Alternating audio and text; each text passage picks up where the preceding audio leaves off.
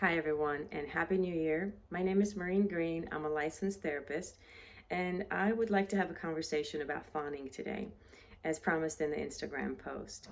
Many of you may have heard of fight, flight, and freeze responses as the survival mechanism that get us out of dangerous situations and is intended to protect our life. Most of the time, we don't hear about fawning as the fourth response to those dangerous situations. And it serves us very well. It gets us to say and do whatever we need to do to appease the person or the situation so we can get out safely. Unfortunately, if we've lived in a life that is full of that and has reinforced that in us, that becomes the baseline for our interpersonal relationships. So, if you've had to appease people or lived with parents who had a lot of conditional love that you had to kind of earn being loved, or if you were taught sort of an unbalanced view of giving, for example, giving is more important than receiving, receiving is a weakness. Giving makes you a stronger person, a more capable person. Your worth is in giving. There is no worth. You're weak if you have to receive. Or your sense of self wasn't supported or maybe underdeveloped. And what does that mean? I didn't learn what's really important to me. Who am I? I have a hard time defining myself as a human being, especially myself as a human being in relationships. What matters to me? Um, do I hustle for my worth in relationships? Do I feel like I have to earn the love? Do I self-deny? It's a form of self-abandonment. Fawning as a maladaptive mechanism of being in relationships or coping becomes a form of, self-abandonment of self or self-denial. It's when we say, basically, and maybe don't even say it out loud, we just feel it or live with it, that our needs don't matter. Or more so, even like maybe I don't even have needs in this relationship. A lot of us can say, I'm low maintenance, I have no needs. And it's easy to say that, to not build yourself up for a heartbreak of not having your needs met. So it's almost like that protective mechanism. And it becomes really easy to give ourselves up, especially when we don't really know what matters to us, what's important, that our worth really lies in giving to others and pleasing others. We begin to disown parts of us. We agree with people that, maybe we really inside don't agree with. We go along with situations that don't feel right to us. Those are forms of sort of disowning ourselves. We deny our tiredness, or what our body's communicating, just to serve someone else, and really show up for other people versus showing up for the person that's inside of us. So those are all maladaptive ways that we cope when fawning has become sort of our baseline. It's no longer getting us out of dangerous situations. It is really a lifestyle and a relationship style that we teach other people in our life that we don't really matter.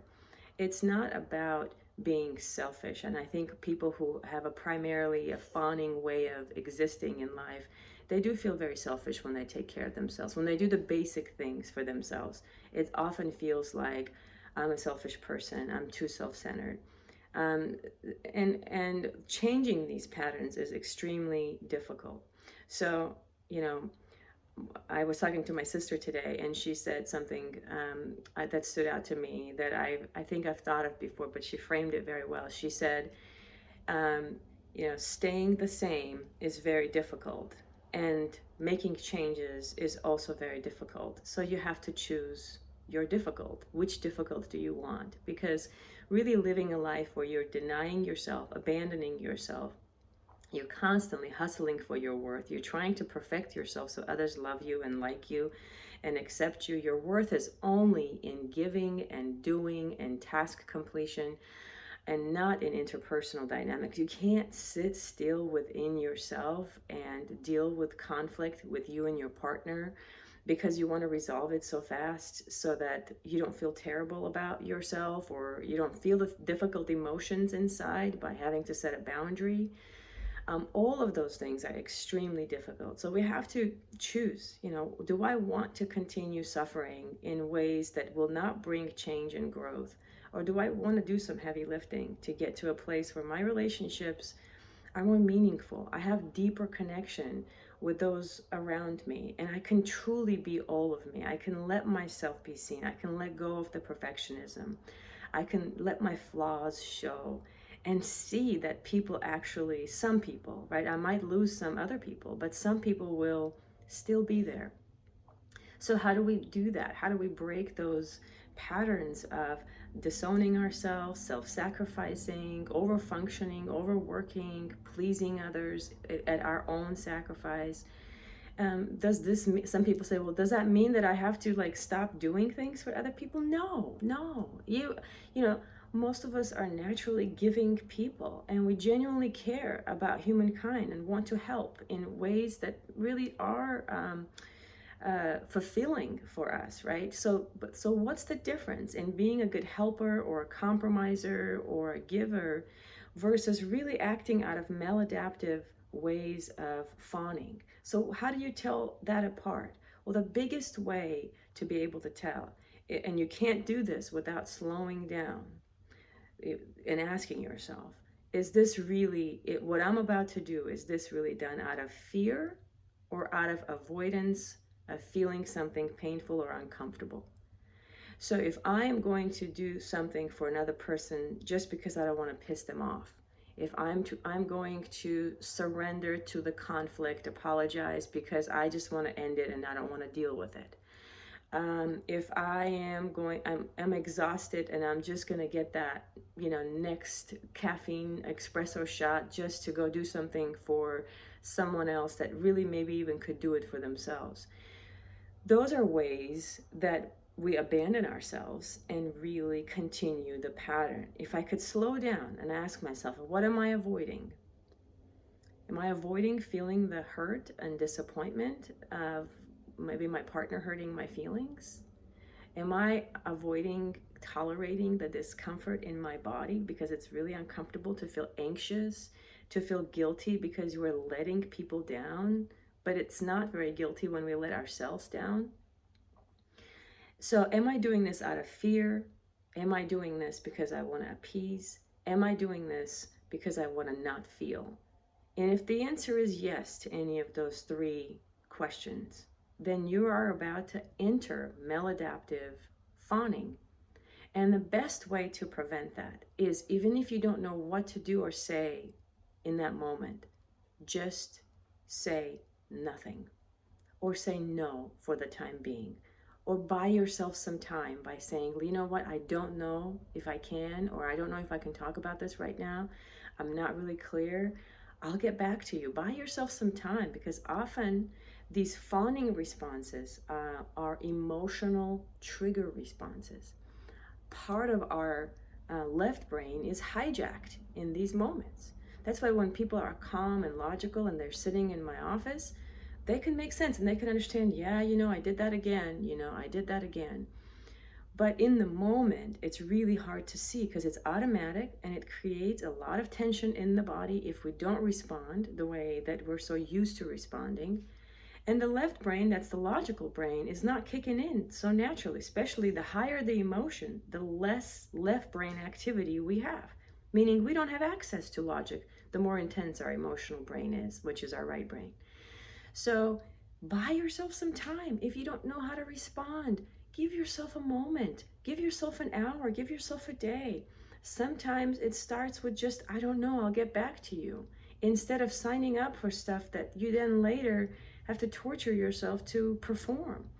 And so that's the first step. Slow down enough so you can set about, understand what you're doing, what's the purpose behind it, and then can you buy yourself some time so you can think about it and process it and respond more out of your authentic self, instead of out of your traumatized self, or out of your self that feels partially worthless and needs to hustle for the worth, or hustle for the good enoughness, or hustle for the approval of whoever you're interacting with.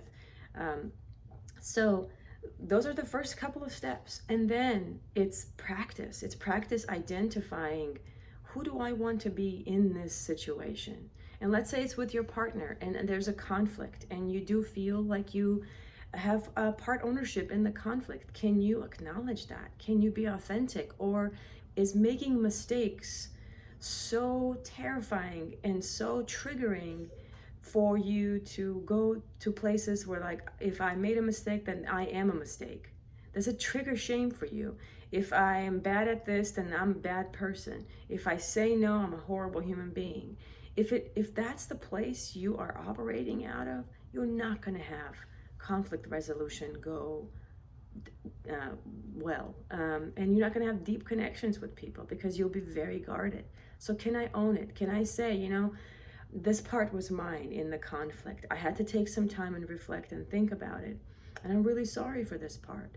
Now, I want to know if you've had some time to think about your part and really invite a dialogue, but not abandon yourself through a sorry so you can sweep things under the rug and move on and then pretend like it doesn't bother you.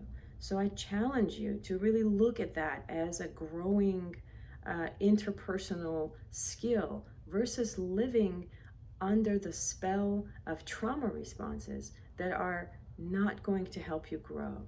And you will end up older and dissatisfied and disconnected and alone. Even in the group of people, you'll feel often alone and disconnected because we don't let people see us for all of who we are when we fawn as a lifestyle. So I'm hoping that this gave you some food for thought. I'm sure there's a lot of questions because this is not a full lesson plan on fawning. And I'd actually love to interact with you. If you are willing to send me questions and make comments on what stood out for you, that would be very helpful. I'd love to continue this learning journey with you. Please subscribe to my YouTube channel if you find these videos helpful, and I will see you soon. Take good care. Thanks for tuning in. Have a good one. Bye-bye.